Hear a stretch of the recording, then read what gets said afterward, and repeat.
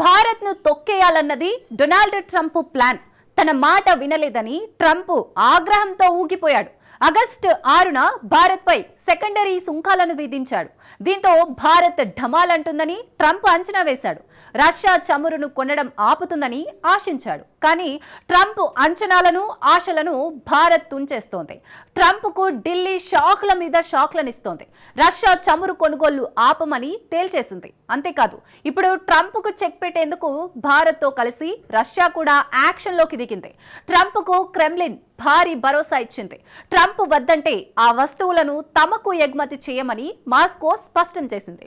అంతేకాదు, భారత్కు అండగా ఉంటామని, మరింత సహకారాన్ని అందిస్తామని పుతిన్ దౌత్యవేత్త తేల్చి చెప్పాడు. అసలు అమెరికాకు భారత్ తాజాగా ఎలాంటి షాక్లు ఇచ్చింది? ట్రంప్ పిచ్చికి భారత్ మందు వేసే టైం వచ్చిందా? Watch the story.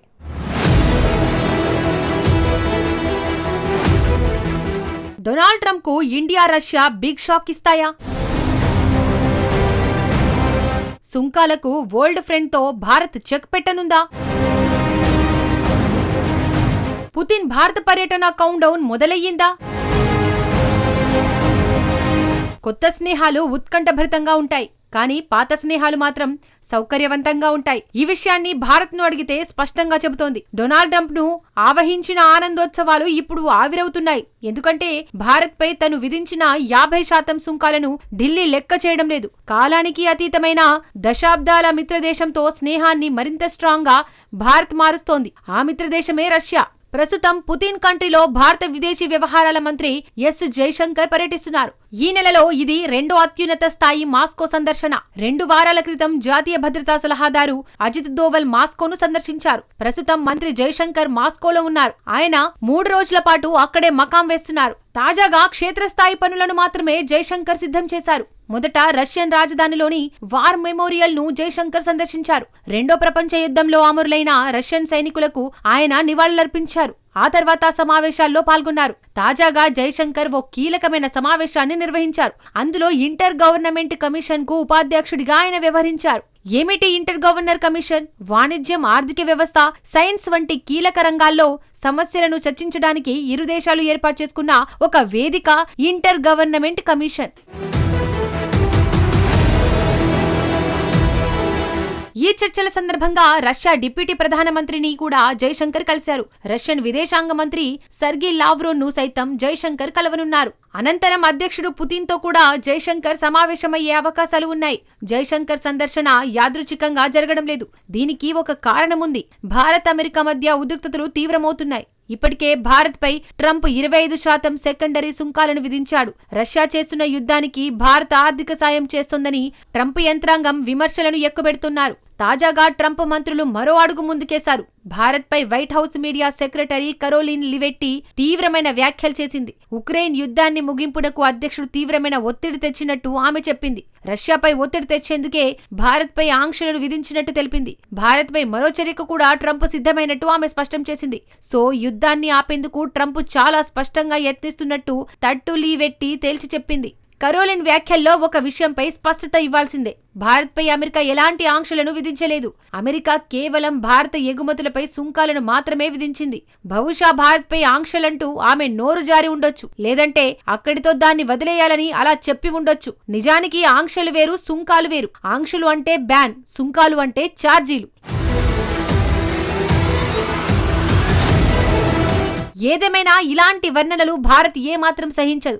ఈ నేపథ్యంలో రష్యా విషయాన్ని చూద్దాం. భారత సంబంధాలపై రష్యా ఎల్లప్పుడూ స్థిరంగా, ఆసక్తిగా ఉంటుంది. తాజాగా భారత్లోని రష్యన్ రాయబార కార్యాలయం తాజాగా ఓ ప్రెస్ కాన్ఫరెన్స్ నిర్వహించింది. రష్యన్ రాయబారి రోమన్ బాబుష్కిన్ 3 కీలకమైన అంశాలను ప్రస్తావించారు. మొదటి అంశం, భారత ఎగుమతులను స్వీకరించేందుకు రష్యా సిద్ధంగా ఉంది. అమెరికాలో విక్రయించలేని వాటిని మాస్కోకు పంపమని రాయబారి బాబుష్కిన్ స్పష్టంగా చెప్పారు. రెండో అంశం, రష్యా చమురు విక్రయాలను భారత్ కు నిరంతరం కొనసాగించాలని ఆశిస్తోంది. ఇప్పుడు అమెరికా భారత్ మధ్య ఉద్రిక్తతలకు అసలు కారణం క్రూడ్ ఆయిలే. రష్యన్ చమురు కొనుగోళ్లను భారత్ నిలిపివేయాలని ట్రంప్ కోరుకుంటున్నాడు. కానీ మాస్కో మాత్రం ఈ క్రూడ్ విక్రయాలను కొనసాగించాలని కోరుకుంటుంది. తాజాగా క్రూడ్ ఆయిల్ పై రష్యా మరో ఆఫర్ను కూడా ప్రకటించింది. బ్యారెల్ చమురుపై 5% రాయితీని ఇస్తున్నట్టు మరో రష్యన్ రాయబారి యెవ్జెనీ గ్రీవా తెలిపారు. ఇక మూడో అంశం, భారత్తో మిలిటరీ సహకారాన్ని రెట్టింపు చేసుకోవాలని రష్యా కోరుకుంటుంది. ప్రధానంగా కొత్త సుకోయ్ ప్రోగ్రాంను రష్యన్ రాయబారి బాబుష్కిన్ హైలైట్ చేశాడు. ఇండియా, రష్యా కలిసి భారత వైమానిక దళం యుద్ధ విమానాలను అప్గ్రేడ్ చేస్తున్నాయి. ఈ యుద్ధ విమానాలన్నిటికీ కొత్త ఇంజిన్లను అవసరం. సో ఈ జెట్ ఇంజిన్లు కలిసి ఉత్పత్తి చేయాలని రష్యా కోరుకుంటుంది. If the Indian goods are facing difficulties entering the US market, the Russian market is, would welcome Indian imports to the most extent possible. So don't worry about that.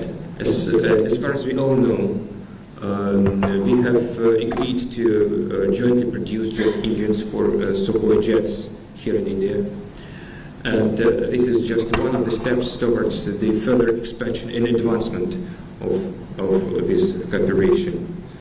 ఇక్కడ మరో ఆసక్తికరమైన అంశం కూడా ఉంది. భారతదేశపు కొత్త గగనతల రక్షణ మిషన్ గురించి ఓ విలేకరి రష్యన్ రాయబారిని ప్రశ్నించారు. ఆగస్టు 15న ఎయిర్ డిఫెన్స్ వ్యవస్థ సుదర్శన చక్ర మిషన్ గురించి ప్రధాని మోడీ వెల్లడించారు. సో మోడీ ప్రకటించిన సుదర్శన చక్ర మిషన్ లో రష్యా పాత్ర ఉంటుందా అని ప్రశ్నించాడు. మీరు అడిగింది సుదర్శన చక్ర గురించేనా అని రాయబారి బాబుష్కిన్ అడిగాడు. నెక్స్ట్ టైం హిందీలోనే అడగండి, నేను బాగా అర్థం చేసుకుంటానని రష్యన్ రాయబారి మాట దాటవేశాడు.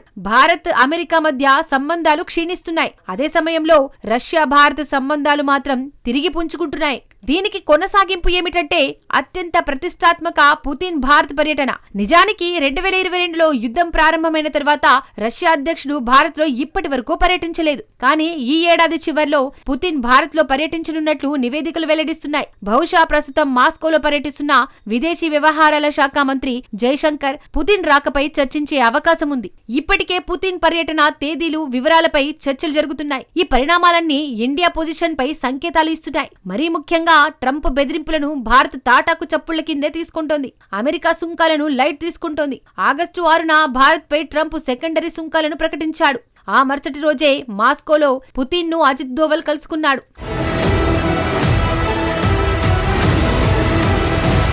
ఆగస్టు 19న భారత్పై ఆంక్షలను విధిస్తామని అమెరికా ప్రకటించింది. ఆ మరుసటి రోజే అంటే ఆగస్టు 20న మాస్కోకు భారత విదేశీ వ్యవహారాల శాఖ మంత్రి జైశంకర్ చేరుకున్నాడు. ఇక్కడ భారత సందేశం చాలా స్పష్టంగా ఉంది. ట్రంప్ ఎన్ని సుంకాలు విధించినా, అమెరికా ఎన్ని బెదిరింపులకు దిగినా రష్యా సంబంధాలను వదులుకోనని భారత్ తేల్చి చెబుతోంది. ట్రంప్ ఏం చేసినా సంబంధాలను భారత్ రెట్టింపు చేసుకుంటుందే తప్ప వెనక్కి తగ్గడం లేదు. నిజానికి తమ సుంకాల దెబ్బకు రష్యన్ చమురు కొనుగోళ్లను భారత్ ఆపేసిందని చెప్పి 2 రోజుల క్రితమే ట్రంప్ సంబరపడ్డాడు. కానీ భారత్ మాత్రం ట్రంప్ కు దిమ్మ తిరిగే కౌంటర్ ఇస్తోంది. జూలైలో కొంతవరకు రష్యా చమురు కొనుగోళ్లు మందగించాయి. దీంతో ఆగస్టులో చమురు దిగుమతులు తగ్గాయి. దీన్ని బట్టి తమ బెదిరింపులు, సుంకాల వార్నింగ్స్ కారణంగా భారత్ చమురు కొనుగోళ్లను తగ్గించుకుంటుందని అమెరికా డప్పు కొట్టుకుంది. ఇక్కడ వాస్తవమేమిటంటే జూలైలో చమురుపై రష్యా డిస్కౌంట్లు తగ్గాయి. అందుకే భారత చమురు శుద్ధి సంస్థలు రష్యన్ చమురు కొనుగోళ్లను తగ్గించాయి. ఇది తెలియకుండా అమెరికా తప్పుడు ప్రచారం చేసుకుంటోంది. ఇక ట్రంప్ కు ఊహించని విధంగా భారత చమురు శుద్ధి సంస్థలు నిర్ణయాలు తీసుకున్నాయి. భారత ప్రభుత్వ రంగ సంస్థలు Indian Oil Corporation IOC, Bharat Petroleum Corporation Limited BPCL September, అక్టోబర్కు కూడా ఆర్డర్లు పెట్టారు. దీనికి కారణం రష్యా డిస్కౌంట్ ను 5% పెంచడమే. అంటే ట్రంప్ సుంకాలు, బెదిరింపులు భారత్ కొనుగోలు చేస్తున్న రష్యా చమురుపై ఎలాంటి ప్రభావం పడలేదన్నమాట. పైగా ఈసారి రెట్టింపు స్థాయిలో చమురును కొనుగోలు చేయడానికి భారత్ సిద్ధమవుతోంది. ఇది ట్రంప్ కు మరింత మంట పుట్టించే అంశం. ఇక ఇది తెలిస్తే ట్రంప్ మళ్లీ సుంకాల కొరడాలను పట్టుకొని శివాలుగుతూ తనకు తానే కొట్టుకుంటూ రెచ్చిపోతాడేమో. బహుశా మరిన్ని సుంకాలను ట్రంప్ విధించేందుకు అవకాశం ఉంది. ట్రంప్ కు కౌంటర్ను కూడా భారత్, రష్యా కలిసే సిద్ధం చేస్తున్నాయి. ఇక ట్రంప్ వాటిని ఎదుర్కొనేందుకు సిద్ధంగా ఉండాలన్నమాట.